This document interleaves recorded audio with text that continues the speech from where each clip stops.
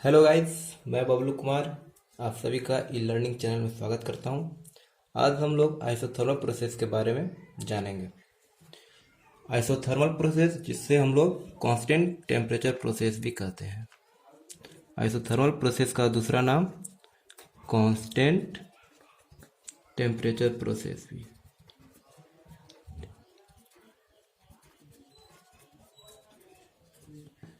Constant temperature process का मतलब isothermal process में जो हमारा टेम्परेचर होगा उसको वो हमारा कांस्टेंट रहेगा।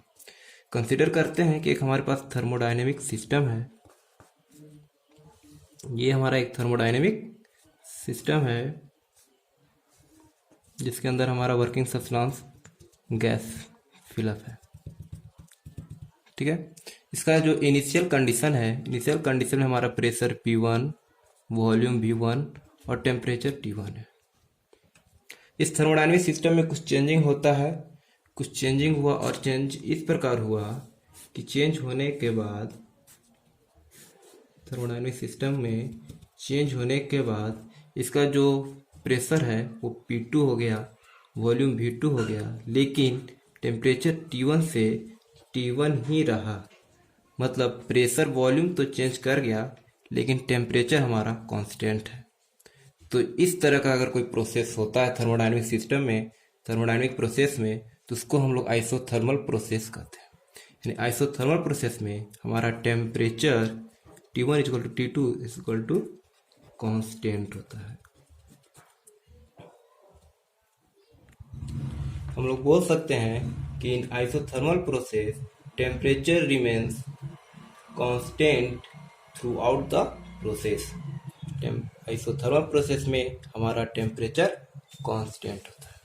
अगर इसका पीवी डायग्राम बनाना होगा तो आइसोथर्मल प्रोसेस का पीवी डायग्राम कुछ इस तरह होता है। ये हमारा प्रेशर का लाइन है, this is the line of volume. इसका जो कर्व आता है ये इस तरीके का कर्व होता है। ये प्रोसेस 1 से 2 की ओर जा रहा है। यहाँ पे हमारा प्रेशर P1 है, यहाँ पे हमारा प्रेशर P2 है, यहाँ पे हमारा वॉल्यूम V1 और यहाँ पे हमारा V2 है।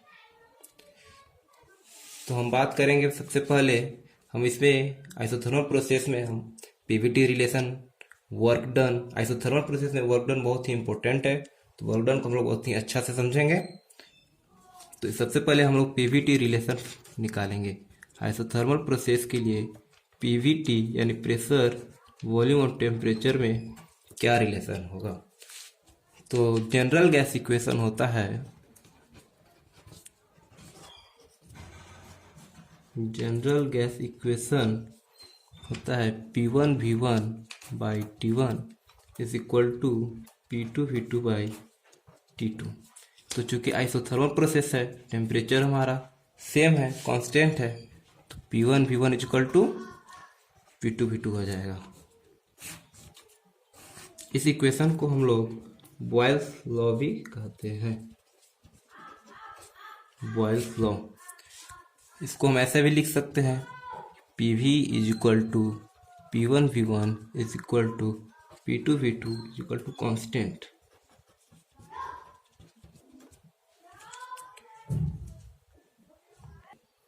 अब हम लोग वर्क डन निकालेंगे। पीवीटी रिलेशन फाइंड कर लिए। वर्क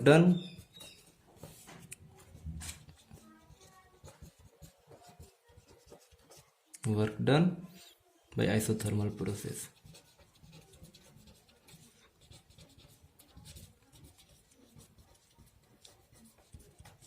तो work done is equal to होता है पीडीवी।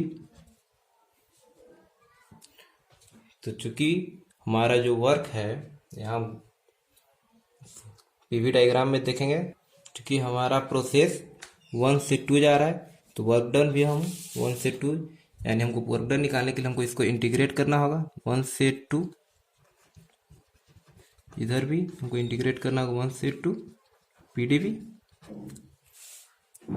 तो हम इसको लिख सकते हैं वर्क डन, ये हमारा 1 से 2 जा रहा है, पीडीवी। चूंकि हमारा P V is equal to constant था, कॉन्स्टेंट को हम सी लिख रहे हैं, C is equal to constant. तो हमारा प्रेशर इज इक्वल टू क्या हो जाएगा, कॉन्स्टेंट बाई वॉल्यूम। तो इस पी का जो वैल्यू है सी बाई वी, इसको हम यहाँ रखेंगे। तो यहाँ work done is equal to 1 से 2 C by V into D we.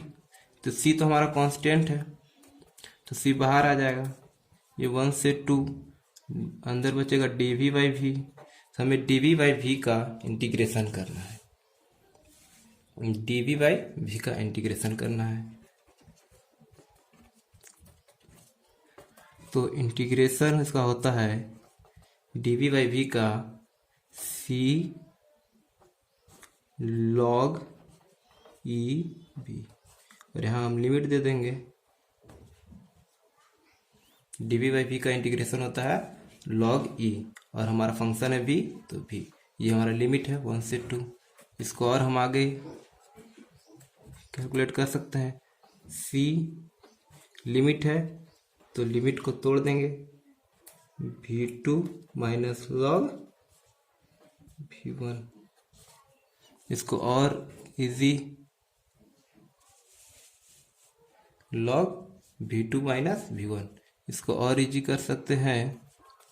c log का प्रॉपर्टी है, यदि माइनस में रहता है तो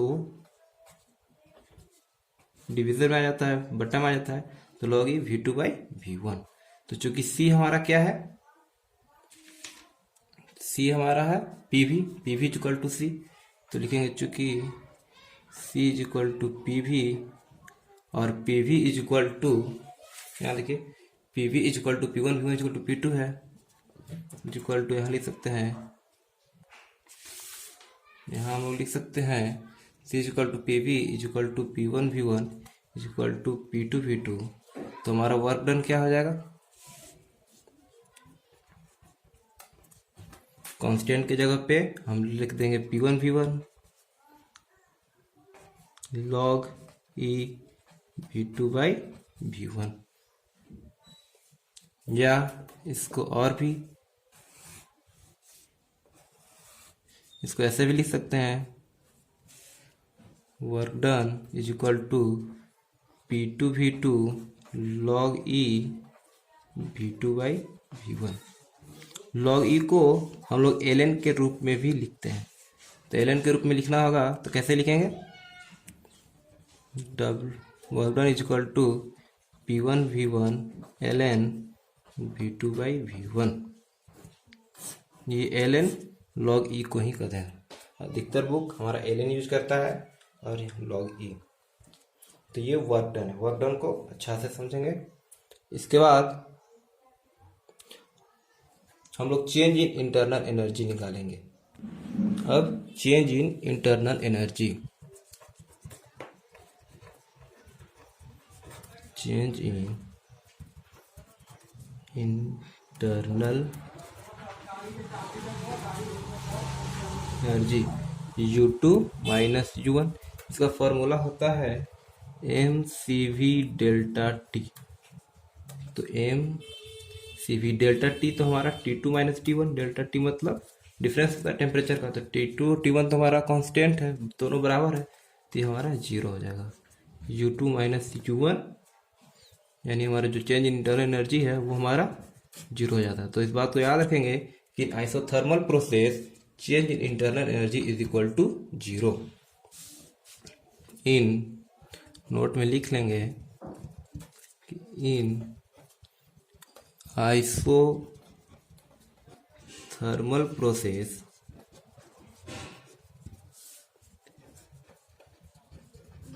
change in internal energy is equal to 0। ठीक है, अब हम लोग चेंज इन एंथैल्पी निकालेंगे। Change in enthalpy,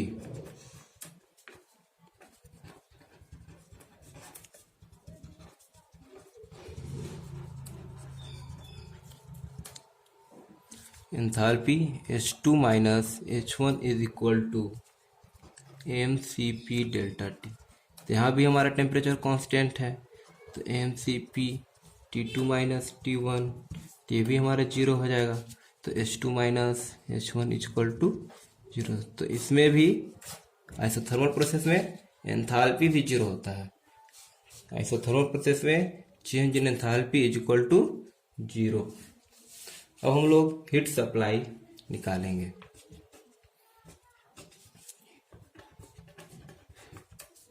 heat supply at constant temperature. Constant temperature मतलब isothermal process, constant temperature.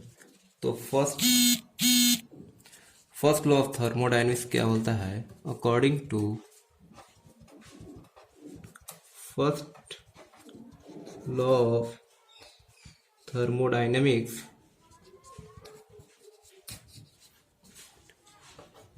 dq is equal to du plus dw। यही है हमारा फर्स्ट लॉ ऑफ थर्मोडायनेमिक्स। तो हम du का वैल्यू हम जानते हैं कि आइसोथर्मल प्रोसेस में हमारा du जीरो होता है, तो हम यहाँ वैल्यू रख देंगे dq is equal to zero plus dw। तो हमारा dq जो हमारा हीट सप्लाई है वो हमारा बराबर हो जाएगा वर्क डन के। आइसोथर्मल प्रोसेस में एक बात ये भी याद रखेंगे कि जो हमारा हीट सप्लाई होता है वो हमारा वर्क डन के बराबर होता है। इसमें याद करने वाली क्या क्या बात है, फिर से एक बार रिपीट कर देते हैं। एक बार हम लोग समरी कर लेते हैं। आइसोथर्मल प्रोसेस में हमारा टेम्परेचर कांस्टेंट होता है, ठीक है। टेम्परेचर कांस्टेंट होने के कारण ये हमारा पीवी, ये जो ग्राफ है इसमें हमारा पीवी कांस्टेंट होता है, कांस्टेंट होता है। जनरल गैस इक्वेशन हमें हमारा P1 V1 is equal to P2 V2 is equal to constant. इस इक्वेशन को हम लोग बॉयल्स लॉ भी कहते हैं। आइसोथर्मल प्रोसेस में हमारा वर्क डन कितना होता है, हमने इसको कैलकुलेशन डिराइव किया तो हमारा वर्क डन आया P1 V1 log E V2 by V1, जिसको हम ln के टर्म में भी लिख सकते हैं। आइसोथर्मल प्रोसेस में हमारा internal energy, change in internal energy हमारा जीरो होता है। उसी तरह चेंज इन एंथैल्पी जीरो होता है। और एक वीवीआई पॉइंट है कि जितना हम आइसोथर्मल प्रोसेस में जितना हीट सप्लाई होता है उतना ही वर्क डन भी होता है। And in isothermal process heat transfer is equal to work done. Clear? I hope आप लोगों को ये वीडियो पसंद आई होगी।